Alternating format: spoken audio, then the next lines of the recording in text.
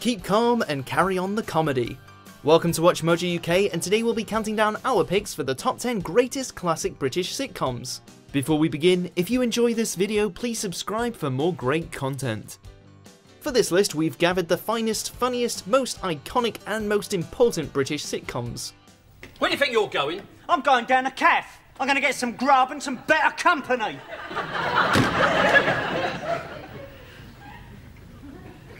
I'm going to put some clothes on.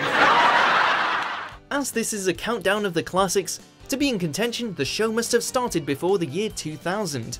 For a look at celebrated recent sitcoms, be sure to check out our video counting down the greatest modern shows. And if cult comedy is more your thing, then we've got you covered with another clip as well. Needless to say, I had the last laugh. Now f*** off. Number 10, Are You Being Served? Guten Morgen, meinen gnädiges Bustenhalter, no. We start stacked with sexual innuendo for a double helping of double entendre. Throughout the 70s and early 80s, Are You Being Served had audiences bent double with its risque wordplay and comic misdirection. Taking place in the clothing section of a fictional department store, each half-hour episode offered an abundance of inside leg gags and not so well-veiled references to Mrs. Slocum's pet cat, which seemed to get itself in all manner of situations. You know, this sort of thing just isn't fair on my pussy. She has to go at the furniture if I'm not there prompt.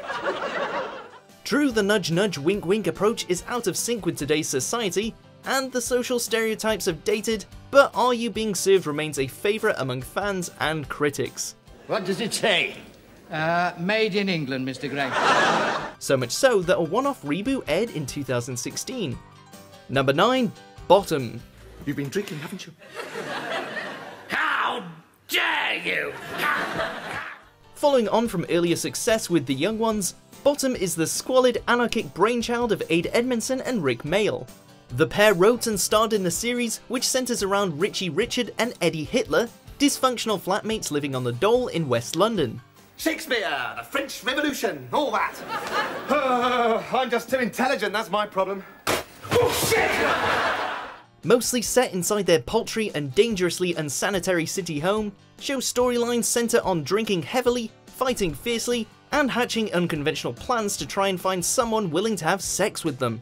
It's crude, often controversial, and the complete opposite to clean cut. Do you want to fight or what? Plus, the show's title is the most blatant bum gag going. What more could you want? Number 8, Steptoe and Son.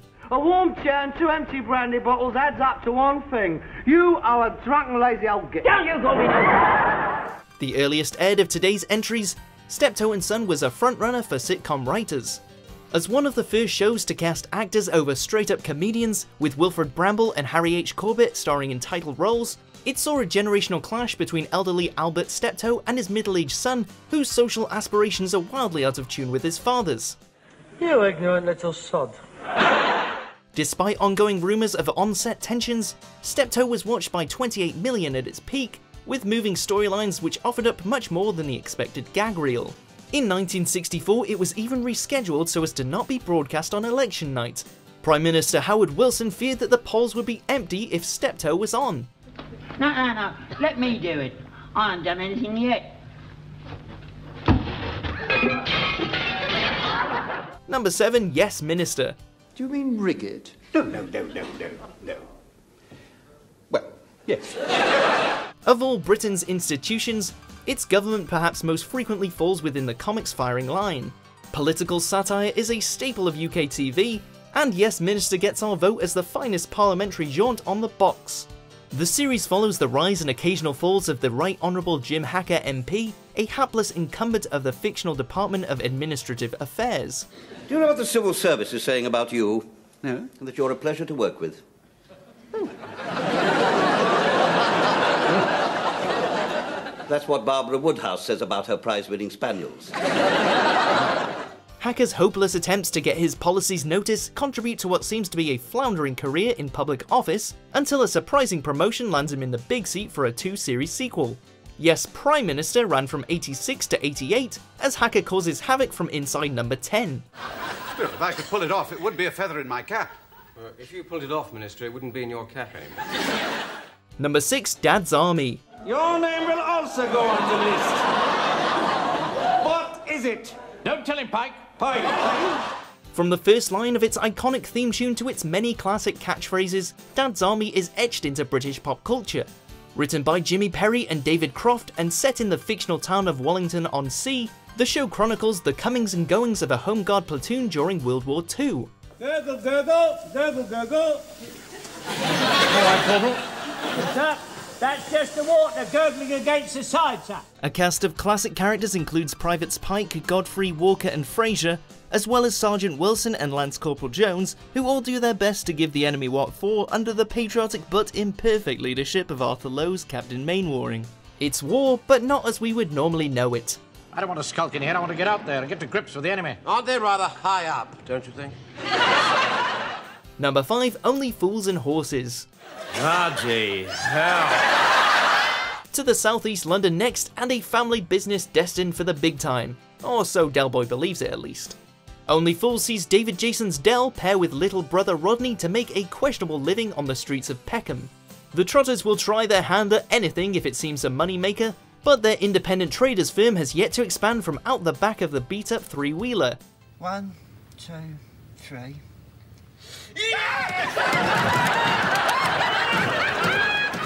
Not so ably assisted by Grandad and Uncle Albert in later series, their drive never wavers, but success almost never comes their way. Still, millions tuned in on a weekly basis, crossing their fingers that one day it would. Don't want to laugh for the rest of my life. Well, as long as you're happy, son. Number 4, Father Ted. Good, good. I hear you're a racist now, Father. The links between comedy and the clergy may not be immediately obvious, but some of TV's funniest shows take place in and around the house of God. We might have listed The Vicar of Dibley here, a biblical triumph in its own right, but we've saved our sermon for Father Ted. Ted. What is it? I'm in tremendous pain, Ted. Put it down then! Oh. God, Dougal! A predominantly Irish arrangement, it first aired on Channel 4 in 1995, before running for 3 series with a Christmas special to boot. Set on Craggy Island, the fictional place of exile for the 3 not-so-saintly priests, the sublime and ridiculous storylines see the titular Ted deal with daily life in the parish alongside fathers Jack and Dougal. It's the answer to all your sitcom prayers. I'm getting out of here. Don't you try and stop me. Ah!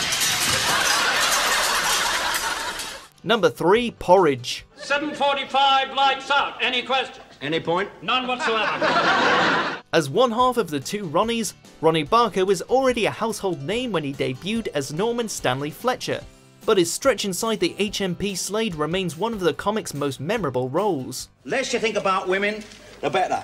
God blimey, look at her. Porridge was the result of another initiative, 7 of 1, which saw Barker star in 7 separate sitcom pilots, including an early version of Open All Hours. While finding a funny side to prison life proved difficult at first, writers Dick Clement and Ian Lafreniere soon realised that small victories were key. Essentially, Porridge is Fletcher beating the system over and over again, and audiences loved his anti-establishment ways. Funny thing is, we know who really thought it first, don't we? Yeah, me.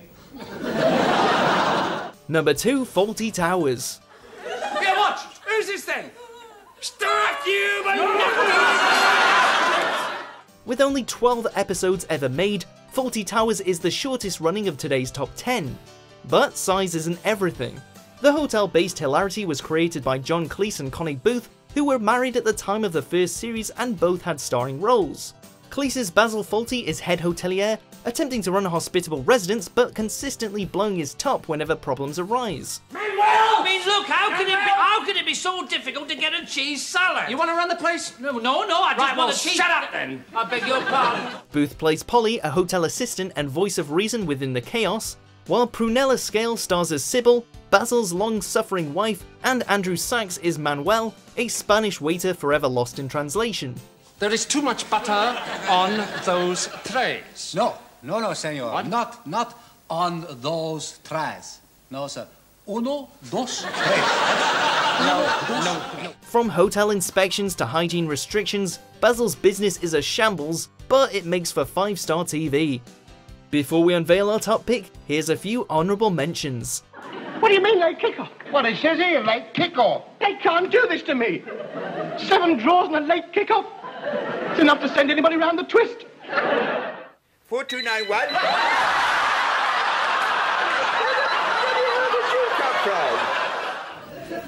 Rennie, we must not upset them. Well, we must not let the villagers think we are being too friendly, or they may stop coming. But of course I shall sing for them. It is only expected. Well, that should convince the village that we have at least got some fight left. Number 1, Blackadder. He may reward us. No, wait. I think I have an idea. A sitcom spanning almost 500 years of history, Blackadder takes today's crown.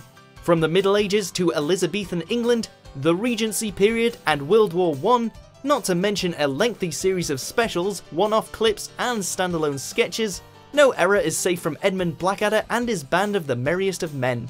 Can we shake on it? Ah! You have a woman's hand, my lord. Rowan Atkinson's anti-hero raised the bar for sitcoms throughout the 80s, consistently bucking the trend with his delightful deadpan delivery. And you're a girl with as much talent for disguise as a giraffe in dark glasses trying to get into a polar bears-only golf club. But as with most great comic characters, he has a human side too, and despite all the gags usually at the expense of Baldric, the finale to Goes Forth remains one of the most moving moments in British TV history. Blackadder, we salute you. Good luck, everyone.